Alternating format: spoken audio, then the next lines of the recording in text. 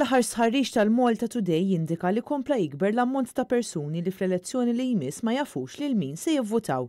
Fil-fatt, kważi kwart tal-elettorat, 75,000 persuna ma jafux lil liema partit jivvutaw kieku jkollha tissejjaħ elezzjoni ġenerali. Skont id-dejta miġbura, 42% taż-żgħażagħ għadhom indeċiżi. Is-survey pubblikat il-ħadd juri wkoll il-Prim Ministru Robert Qabela naqqas marġinalment l-appoġġ popolari. Dan filwaqt li d-distak bejn Qabela u l-kap tal-Partit Nazzjonalista Bernard Grech x'kien bi ftit. Jikkummenta l-editur maniġerjali tal-Malta Today, Xavier Balzan. Dan huwa t-tielet sondaġġ minn mindu Bernard Grech sar kap tal-Partit Nazzjonalista mill-Malta Today. F'dan is-sondaġġ għal-inqas ġie stabbilit li dak id-distak li kien jeżisti fl-2017 issa reġa' irritorna. X'inhu interessanti f'da sondaġġ? Interessanti huma li f'daw it-tliet reġuni li tradizzjonalment huma importanti ħafna Partit Nazzjonalista, it-Tramuntana, il-Harbour Area u l-Punent, West, North u Harbour Area.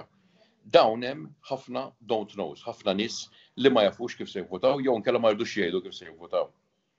Jekk il-Partit Nazzjonalista jirnexxielu jeleb iċ-challenge huwa jeleb daw in-nies, jeleb in-nies jikkonvinċi dan nies li minn don't know jew ma jafux jivvotaw il-Partit Nazzjonalista, l-iżvolta tkun ferm interessanti u tkun ferm differenti.